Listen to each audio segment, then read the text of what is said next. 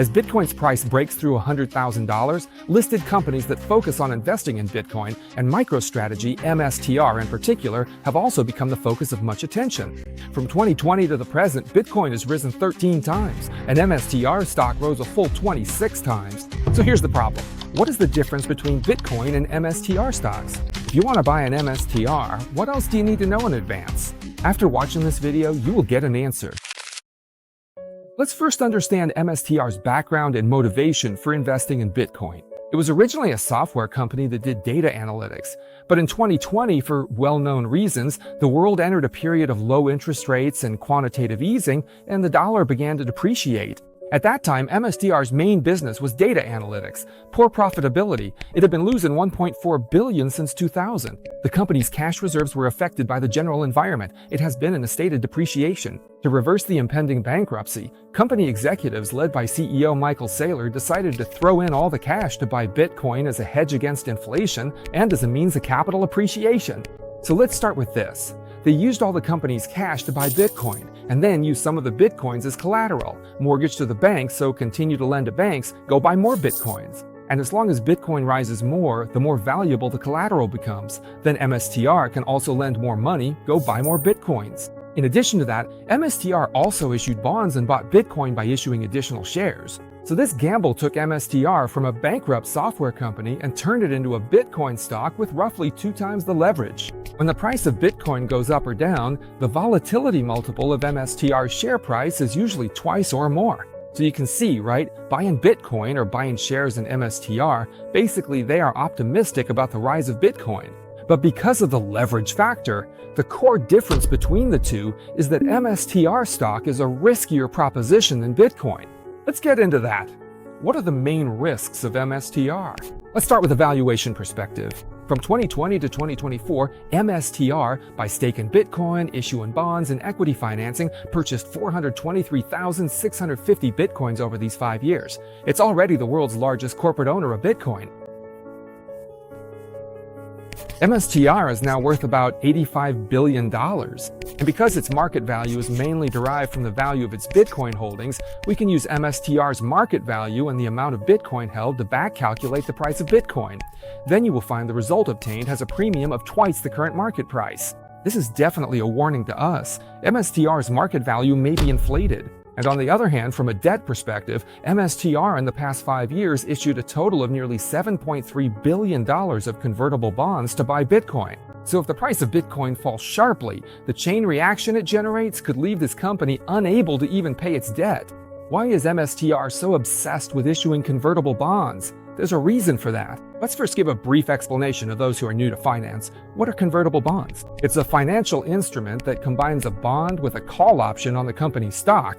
It is essentially a bond issued by a company to raise funds. But unlike ordinary bonds, holders can choose to convert a certain percentage of the bonds they hold into company stock when the share price reaches the conversion price set by the convertible bond. And the benefits of issuing convertible bonds for MSTR are considerable. Because MSTR's share price is extremely volatile, it is the most volatile company in the entire S&P 500. And high volatility can push up the price of the options component of the convertible bond, allowing MSTR to raise more funds in the bond issuance.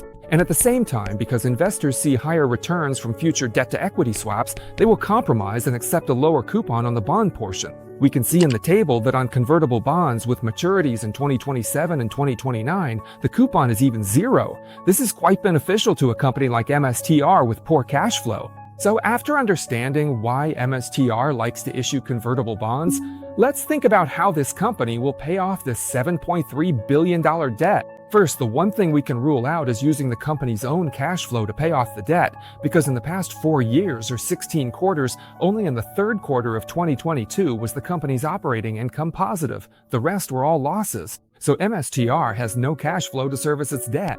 The second way is to issue more shares. This method's quite risky when the price of Bitcoin falls, because if the price of Bitcoin falls sharply, MSTR's stock price will likely be dragged down with it.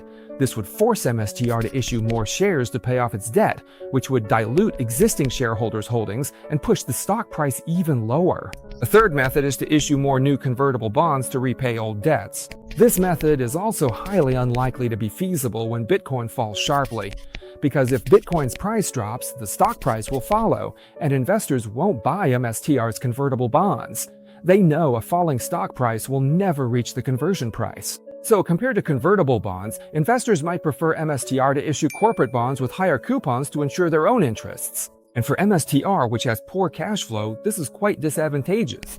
The last method is to sell Bitcoin to pay off the debt. This method is still feasible now, when the price of Bitcoin is at a high point, but if the price of Bitcoin were to fall sharply, it would create a huge problem.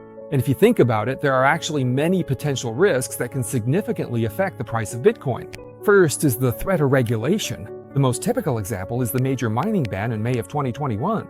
During this period, Bitcoin mining hash rate plummeted. The price of Bitcoin fell from an all-time high of $60,000 to $30,000 by the end of May. That's a drop of nearly 50% in 1 month. This also led to panic selling in the market, which further exacerbated the price decline. Bitcoin will also face competition from alternative technologies. Bitcoin's proof-of-work consensus mechanism is considered inefficient, and the transaction speed is slow. Ethereum 2.0's move to proof-of-stake and the rise of other efficient cryptocurrencies like Solana and Polygon could cause Bitcoin to gradually lose its technical appeal. Then there is the recent, highly discussed launch of Google's quantum chip. And once quantum computing is applied, the threat to Bitcoin will be significant. Quantum computing can greatly accelerate the cracking of the encryption algorithms that Bitcoin security relies on and subvert the mining process and the constitution of the Bitcoin protocol, thereby threatening Bitcoin security. But in fact, according to what I've heard from a colleague at MIT, a PhD student specializing in quantum computing, the practical application of quantum computing is still a long way off, at least 10 years or more. So have y'all noticed, when the price of Bitcoin plummets, MSTR stock becomes extremely dangerous. The impact on its stockholders will be like an avalanche.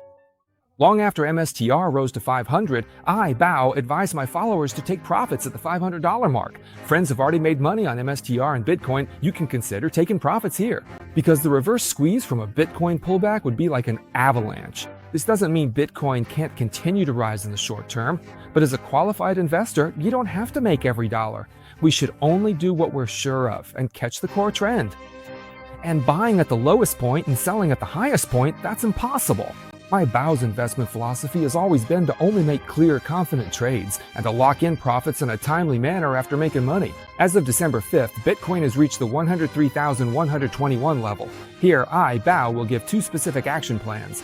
Plan A is for friends who've already made a large profit in this market rally. Take profits in batches. Divide your position into 3 to 4 parts. At the 103,121 level, take profit on one of those parts. Only take profits. Do not add to your position.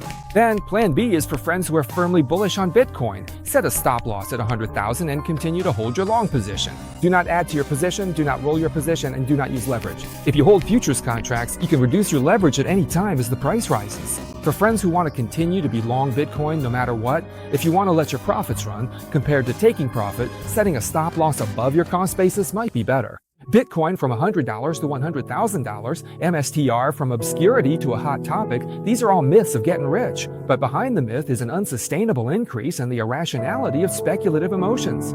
So much for that. I just want to ask one question. If no one buys Bitcoin in 10 years or 20 years, what to do?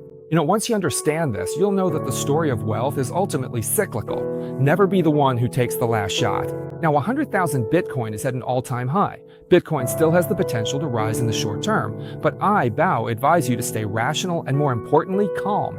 Don't be the most prosperous in a flash in the pan and rush into the climax that will burst at any time to add to your position, because after the climax, there is often an ending.